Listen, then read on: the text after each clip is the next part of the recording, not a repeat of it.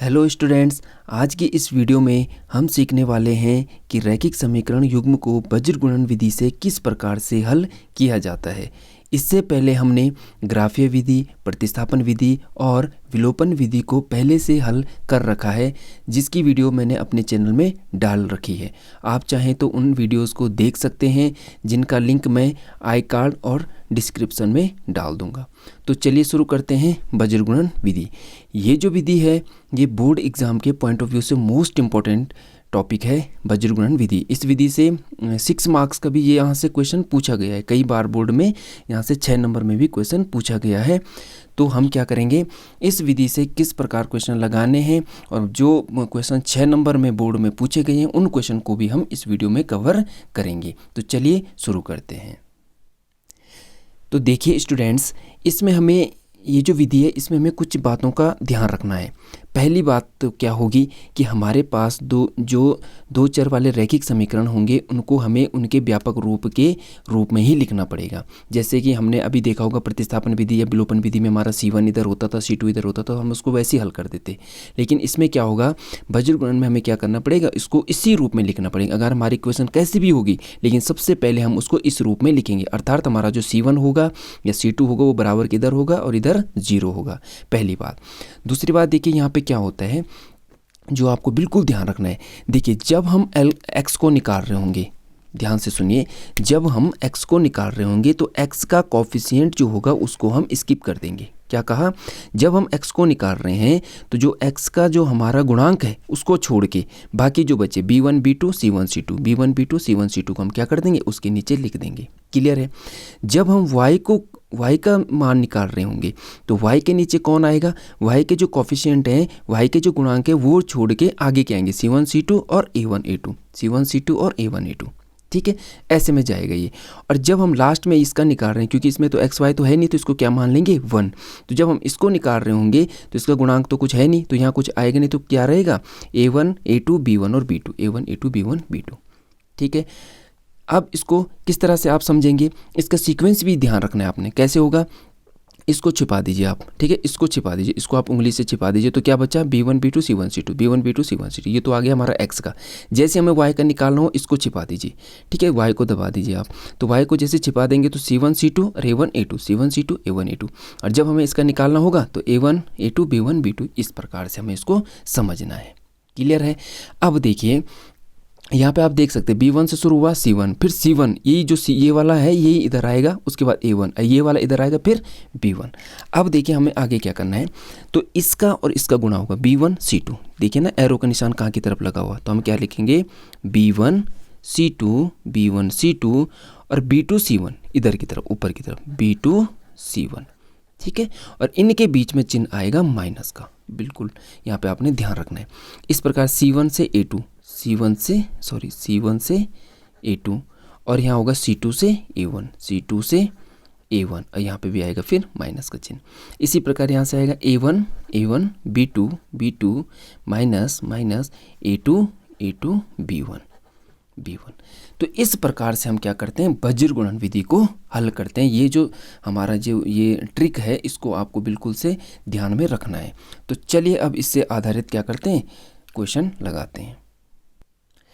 तो देखिए, इस प्रकार से हमारे पास क्वेश्चन है, x - 3y = 7, 3x - 3y = 15। दी गई समीकरण युग्मों को क्या करें, बज्र गुणन विधि से हल कीजिए। तो क्या करेंगे हम, सबसे पहले हमने क्या कर दिया, एक क्वेश्चन को लिखेंगे, x - 3y = 7, 3x - 3y = 15। अब सबसे पहले आपने ध्यान क्या देना है कि मैंने क्या कहा था कि सबसे पहले हम क्या करेंगे कि जो हमारा जो ये समीकरण हमें दी गई होगी उनको हमें इस रूप में लिखना है। C1 और C2 जो होंगे हमारे बराबर के इधर होने चाहिए। ठीक है ना, तो सबसे पहले हम इसको यही करेंगे।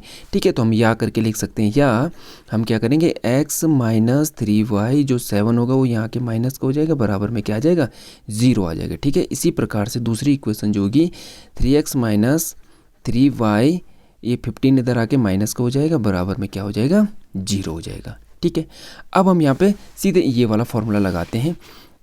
तो सबसे पहले हमारा क्या आएगा, x आएगा। ठीक है, इसके बाद हमारा क्या आएगा, y, और इसके आगे हमारा क्या आ जाएगा, 1 आ जाएगा। ठीक है, या तो आप डायरेक्ट कर सकते हैं, या तो आप क्या कर सकते हैं डायरेक्ट, जैसे मैंने आपको बताया पेन से क्या करेंगे, इससे यहाँ से इसको छिपा के इनका मल्टीप्लाई कर सकते हैं। तो या तो हम क्या कर दें, इनका A1 A2 हम निकाल देते हैं। तो चलिए मैं यहीं पे आगे पे कर देता हूँ। तो देखिए A1 मेरा क्या होगा, देखिए A1 मेरा क्या है, x का गुणांक कितना है 1 है। ठीक है, B1 कितना है, B1 कितना है -3, C1 कितना है, C1 कितना -7। इसी प्रकार दूसरी वाली इक्वेशन में देखो A2 कितना है 3 है, B2 कितना है -3 है, और C2 कितना है -15 है।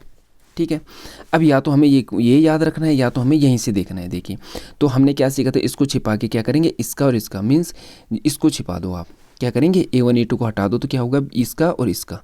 तो B1 कितना है, B1 कितना है -3। ठीक है, B1 का C2 के साथ, तो C2 कितना है -15। बीच में ऋण चिन्ह लगेगा, ऋण चिन्ह किसका लगेगा, ये सूत्र का, अगर आपको ध्यान होगा। ठीक है, ये हो गया B1 C2। अब आएगा B2, तो B2 कितना है -3, और C1 कितना है -7। ऋण चिन्ह जो चिन्ह है उसका विशेष ध्यान आपने रखना है। देखिए मैंने ब्रैकेट का यूज़ कर रखा है। ठीक है, देखिए अब हम किसको कवर करेंगे, अब y का टर्म है, जब y की बारी है तो हम क्या कर देंगे, y वाले इस मतलब B1 और B2 को हटा के अब बचेगा क्या C1। C1 का मीन्स कितना आएगा, पहले -7 आएगा, तो C1 किधर करेगा A2 के साथ, इसके किसके साथ करेगा, C1 A2 के साथ।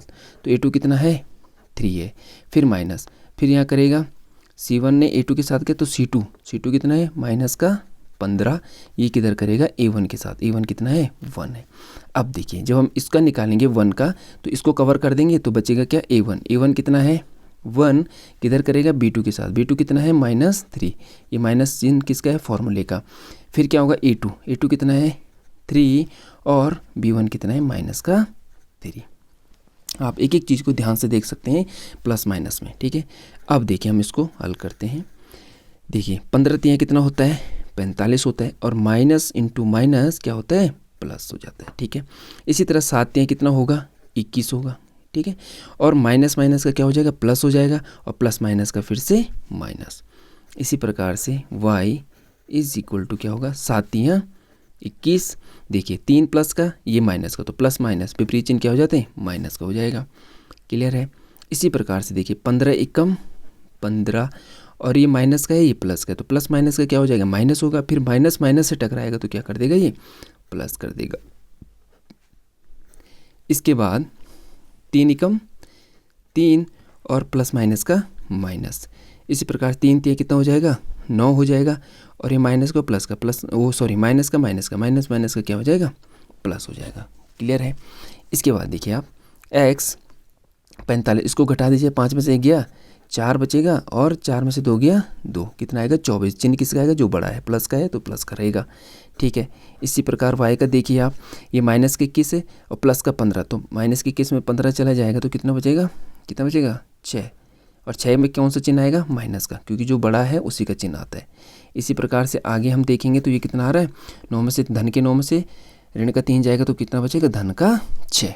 देखिए ये हमारे पास आ गया है। अब हम क्या करेंगे, इनकी तुलना करेंगे। क्या करेंगे तुलना, एक बार हम x को लेंगे। देखिए x/24 बराबर 1/6 ये लेंगे, और दूसरी बार हम क्या लेंगे y/-6 बराबर 1/6। तो देखिए अब देखिए x और 24 यहाँ किस रिश्ते से है, इनका जो रिलेशन है बच्चों वो किसका है भाग का है, तो उधर जाके क्या होगा गुणा का हो जाएगा। तो x बराबर ये जाएगा उधर, तो इसके ऊपर जाके 24 कम 24/6, इसको कितनी बार काटेगा 4 बार, तो x का मान कितना आ गया 4 आ गया। यहाँ क्या होगा, ये 6 उधर क्या करेगा पूरा का पूरा -6 जो है वहाँ जाके मल्टीप्लाई करेगा, तो y ऐसे रहेगा -6 कम -6 रहेगा। ठीक है, तो इससे ये कट जाएगा तो कितना आएगा -1, और ये क्या है हमारा आंसर है। यहाँ पे कंफ्यूज नहीं होना है, ये मत सोचना कि -6 वहाँ जाके प्लस। देखिए इनका रिलेशन देखिए आप, इन दोनों का जो रिलेशन है वो क्या है, ये भाग का रिलेशन है। तो अभी जो भाग का रिलेशन है इस पूरे के साथ है, इस पूरे के साथ, तो जब ये पूरा वहाँ जाएगा तब उसका चिन्ह ये वाला चेंज नहीं होगा, उसका चिन्ह ये वाला चेंज होगा। चिन्ह हमेशा वो चेंज होता है जिस रिलेशन से वो चर राशि के साथ जुड़ा हुआ होता है। तो जैसे y और 6 में या y और ऋण 6 में कौन सा रिलेशन है भाग का है, तो उधर जाके वो गुणा होगा, दैट्स इट। ये चिन्ह चेंज नहीं होगा। ठीक है ना, ये उसका अपना है, ठीक है ना। तो इस प्रकार से, तो जैसे 6 कट गया तो माइनस का 1, तो इस प्रकार से हमारे आंसर आ गए x बराबर 4 और y बराबर -1। तो मुझे उम्मीद है कि आपको ये जो क्वेश्चन है ये समझ में आया होगा। चलिए अब इसका एक अगला क्वेश्चन करते हैं।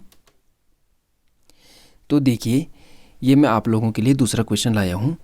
अब देखिए जो हमने पिछला क्वेश्चन हल किया उसमें हमने समय बचाने के लिए मैंने क्या किया, उसमें डायरेक्ट मैंने बज्रगुणन विधि का यूज करा, ठीक है, क्योंकि मैंने क्वेश्चन ही ऐसा निकाला था जिसका हल हो।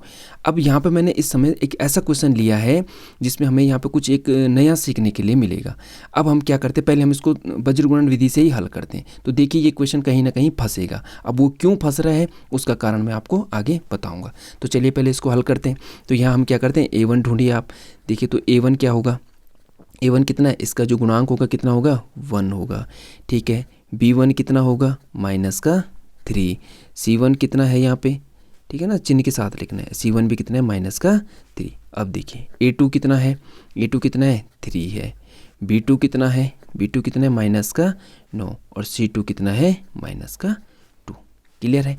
अब हम वही निकालते हैं जो हम बज्रगुणन विधि से करते हैं। देखिए x ये आ जाएगा, ठीक है, यहाँ हमारा y आ जाएगा और यहाँ हमारा 1 की वैल्यू आ जाएगी। तो देखिए मैंने क्या कहा, जब x का होगा तो x वाले गुणांक को क्या कर देंगे, छुपा देंगे। तो क्या बचेगा, B1 का कितना आएगा, -3 गुणा करेगा C2 के साथ इधर, ठीक है ना, ऐसा में ध्यान रखना। तो इसका इसके साथ, अब ये उधर जाएगा तो B2 का कितना है, माइनस चिन्ह आएगा पहले, ठीक है, -9 उधर करेगा -3 के साथ। क्लियर है।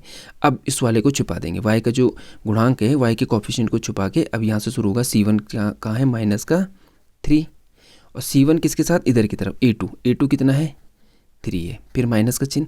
C2 कहाँ है, -2 और ये जाएगा A1 के साथ इधर, ठीक है। लास्ट में इसको हटा देंगे, इसको छिपा देंगे। अब A1 कितना, 1 और -9, 1 × -9, फिर माइनस का चिन्ह लगेगा और फिर A2 और B1। तो A2 कितना है, 3 × -3। तो चलिए इसको हल करके देखते हैं। देखिए x/3 दूनी कितना हो जाएगा, 6 माइनस का क्या हो जाएगा, प्लस, ठीक है। ये हो जाएगा 9 × 27 और माइनस का क्या हो जाएगा, प्लस, और फिर बाहर से एक माइनस है तो प्लस माइनस का फिर से माइनस हो जाएगा, ठीक है। यहाँ से देखिए y का मान 3 × 3 कितना हो जाएगा, 9 हो जाएगा, प्लस माइनस का क्या हो जाएगा, माइनस, और ये हो जाएगा 2 × 2 और ये माइनस प्लस का माइनस और माइनस का फिर से प्लस हो जाएगा, ठीक है। इसके बाद यहाँ देखिए 9 × 9 और प्लस माइनस का 9 हो जाएगा। यहाँ देखिए 3 × 3 कितना हो जाएगा, 9 और प्लस माइनस का माइनस और माइनस का क्या हो जाएगा, प्लस, ठीक है।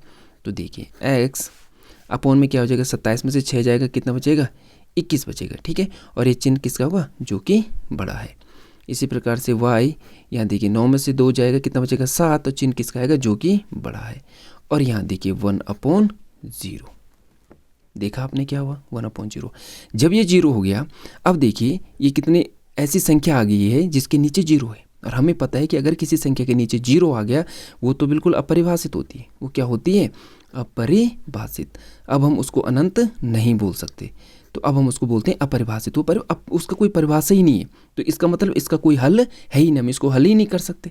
तो यहाँ से हम फिर से हम क्या सीखे कि हमने क्या गलती करी, कि हमने एक गलती की, जो हमने ये हम चाहते तो इस टाइम को बचा सकते थे। जो हमने इस क्वेश्चन में जो टाइम लगाया उसको हम बचा सकते थे। और कैसे बचा सकते थे, अगर हम इसको पहले ही चेक कर लेते इसका हल है भी या नहीं है। क्लियर है, तो इसका हमें पहले ही पता चल जाता। इसीलिए तो मैंने जो पहला जो टॉपिक था उसमें हमने ये कवर किया था, सबसे मोस्ट इंपॉर्टेंट जो इस चैप्टर का जो टॉपिक है वो पहला टॉपिक है।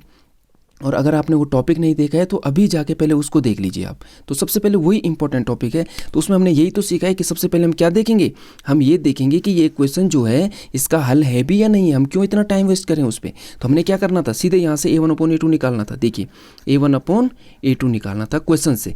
देखिए A1 कितना था मेरा, 1 था, ठीक है, और A2 कितना था, 3 था, ठीक है, आ गया मेरा 1/3।